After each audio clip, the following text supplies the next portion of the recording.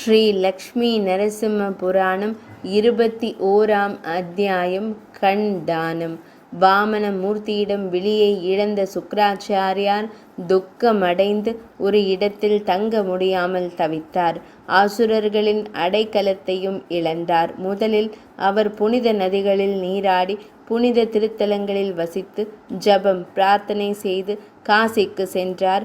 அங்கே சூரிய உதயத்திற்கு முன் புனித கங்கை நதி நீரில் நீராடி மலை உச்சியில் ஏறி காலை வணக்கம் செய்து வழக்கம் போல் காயத்ரி மந்திரத்தை உச்சரித்து இரு கரங்களையும் உயர்த்தி அவற்றை இணைத்து ஒரு காலில் நின்று அமைதியான மனதுடன் பகவான் ஸ்ரீமன் நாராயணரை தியானித்து அவரை போற்றத் தொடங்கினார்.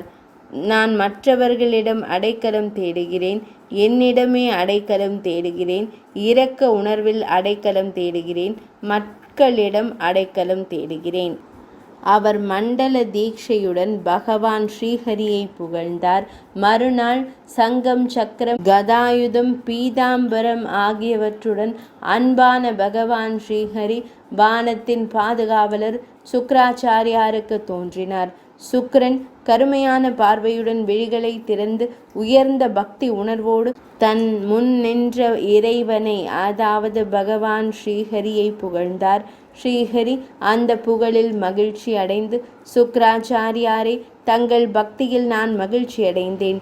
தங்கள் விருப்பம் என்ன என்று பாசத்துடன் வினா எழுப்பினார். என்ன விஷயம் பகவானே? நான் உங்களை புண்படுத்திவிட்டேன். நான் என் கண்ணை இழந்துவிட்டேன். எல்லா புலன்களிலும் கண்தான் மிகவும் முக்கியமானதாகும் என்று மென்மையான குரலில் தனது விருப்பத்தை கூறினார் சுக்கிராச்சாரியார். பகவான் ஸ்ரீஹரி புன்னகைத்து இழந்த விழியை சங்கத்தினால் மெதுவாக தொட்டார். உடனடியாக கண் ஒரு சக்கரம் போல ஆனது. சுக்கிராச்சாரியார் பகவான் ஸ்ரீஹரியை மீண்டும் புகழ்ந்தார். அரிய பக்தனுக்கு என் பக்தியை சமர்ப்பிக்கிறேன். நான் அவனிடம் மகிழ்ச்சி அடைகிறேன். ஸ்ரீ மகாவிஷ்ணுவை என் முழு மனதுடன் நான் வணங்குகிறேன். அவனுக்கு நித்தியமாக வணங்குகிறேன். தனது பக்தர்களுக்கு முடியாததை கூட மகிழ்ச்சியுடன் அளிக்கும் பகவான் ஸ்ரீஹரி மகா கொடையாளரான, அனைத்தையும் சாட்சியாக கொண்ட நித்திய ஸ்ரீ பகவான் ஸ்ரீ விஷ்ணுவை நான் வணங்குகிறேன். பகவான் ஸ்ரீஹரியானவர் அவரை குறித்து புகழ்ந்த போது பகவான் நரஹரி மகிழ்ச்சி அடைந்து, சுக்கிராச்சாரியாரை, தங்கள் விருப்பம் நிறைவேறியது. தாங்கள் முன்பு போலவே தெய்வீக சக்தியுடன் ஆட்சி செய்வீர்கள் என்று கூறினார். அவர் மிகவும் நெகிழ்ச்சி அடைந்தார். அரசரே, இந்த வழியில் சுக்கிராச்சாரியார் மீண்டும் பகவான் நரஹரியை புகழ்ந்து இழந்த விழியை மீண்டும் பெற்றார். நான் வேறு என்ன கூற வேண்டும் என்று தாங்கள் விரும்புகிறீர்கள்?